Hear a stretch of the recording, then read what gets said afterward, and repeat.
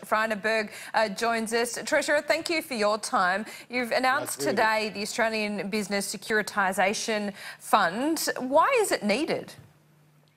Well, the first thing to say is that small business are the engine room of the Australian economy. There are more than 3 million small business people. They employ well over half all employees across the private sector. And for them to be strong, they need access to affordable finance. And what the Reserve Bank and others have said is that small businesses are finding it sometimes tough to get access to that finance. So this is where the federal government has a role to play, to step in the securitisation market, to use its balance sheet, and we're talking about up to $2 billion here, to make a difference and to ensure that bank lenders that are outside of the big four, so the smaller banks, as well as smaller lenders, are able to make loans to small business to keep them firing on all cylinders. Is there a market failure here? Because it is unusual for a Liberal government to be making this sort of intervention, isn't it? Well, the market failure is that we don't have a very developed securitisation market. And that is important in ensuring that small business get access to finance from these smaller lenders and from some of these smaller banks, because the banks really have the market cornered, Kieran. The big four have around 80% or more of small business loans under $2 million.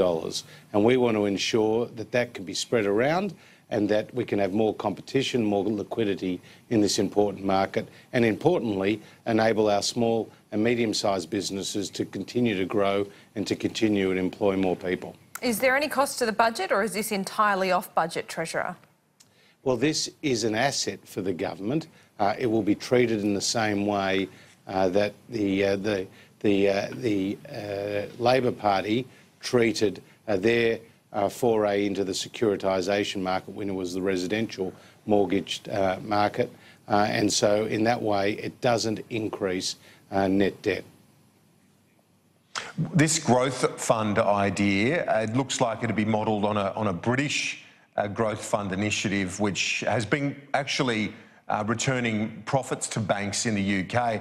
This seems to me to make a lot of sense for the big banks to get involved in this right now, particularly when their brands have been tarnished by the Royal Commission and the scandals which have emerged through that inquiry. Well, Kieran, this is the second initiative that we are encouraging and announcing today, which is a business growth fund, which will allow banks and perhaps superannuation funds and other investors to take equity stakes in small businesses, where small businesses would prefer equity as opposed to increasing their debt. And as you say, there is a UK experience where more than $2.7 billion has been deployed to small businesses across a range of sectors to good effect, and we've also seen it happen in Canada. So we've spoken to the banks.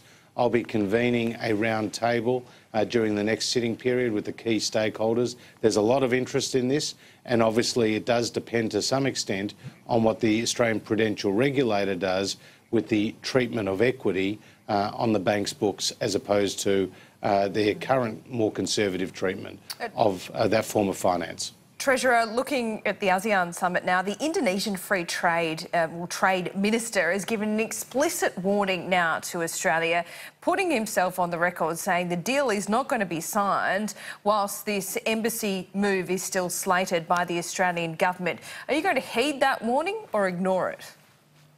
Well, there's a number of points to make there for you, Laura. Firstly, it is that we value deeply our relationship with Indonesia. It's a critical partnership at the strategic level, at the political level and at the economic level. And I think we've done good work to progress the free trade agreement to where it is.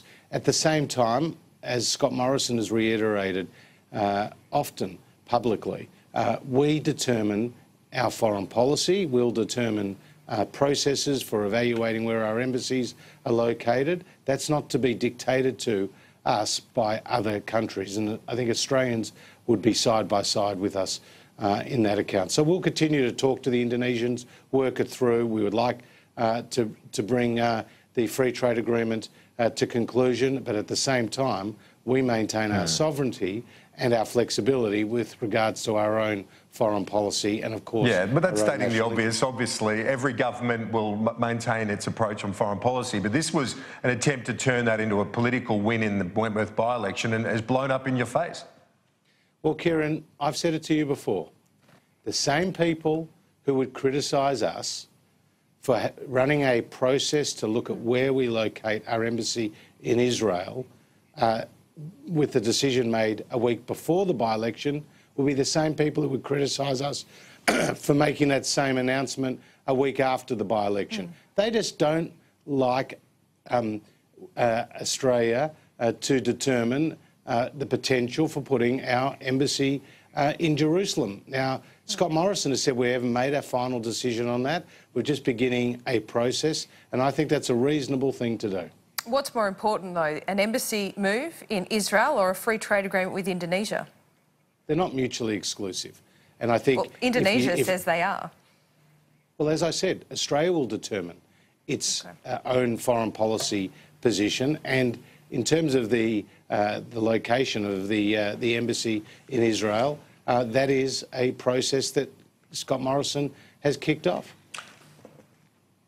There's a UBS report, the investment bank's done these scenarios. There's 5 scenarios. The worst is a suggestion that there could end up being a recession, the first in 3 decades, and a 30% drop in house prices under their worst case scenario, this assessment by UBS. What's your view on their analysis? Well, in terms of the housing market, Kieran, prices have come down for the last 12 months in the capital cities, and the RBA has said this has seen the housing market settling at what is a more sustainable level. That being said, we do not want to see house prices fall substantially further as a result of Labor's policy, which is to abolish negative gearing as we know it and to double the capital gains tax on property investments. That would be terrible for the property sector, and as the Master Builders Association have said, would cost 32,000 jobs and see 42,000 fewer homes built. So we've seen economists from across the board criticise Labor's policy. Labor is digging its heels in, but when it came up with its policy to abolish negative gearing as we know it, the market was very different. Now prices are declining. It's time they cut their losses, change their policy, as they have done in other areas when that went against the trend and where the public were sick and tired of their tax and spend approach. Well, Treasurer, are the Liberals still as wedded to the ideology of free market as you used to be? Because today you have this announcement about the Australian Business Securitisation Fund, which is a market intervention. You're also flagging a divestment of power companies that don't bring their power prices down. Have you lost faith in the free market? Well, what we're doing today is backing small business. And you only have to look at Sir Robert Menzies' so-called forgotten people address more than 70 years ago. And it was about the farmers, it was about the skilled artisans, it was about the professionals, it was about those small business people that are the backbone of our economy, and they're facing challenges when it comes to access to finance. So we'll back them all the way, including with tax cuts, changes to employee share ownership schemes and the $20,000 instant asset write-off. When it comes to energy companies, I think we all realise that the public have lost their patience, that the energy companies have been doing very nicely indeed because customers have been presented with very complex bills and the energy companies have been using the system to their advantage. So we want to create a more level playing field. We're on the side of the consumer. Labor seems to be taking the side of the big energy companies. Not a very good place to be when people have been dealing with higher energy prices. On what basis would a business be broken up, though? On what basis would a business be broken up in terms of Laura's question there on divestment? Well, it's the final step that the government has at its disposal after enforceable undertakings, after fines, after a series of things that could be used in order to get the energy companies to reduce their prices. But by how much? That's on prices.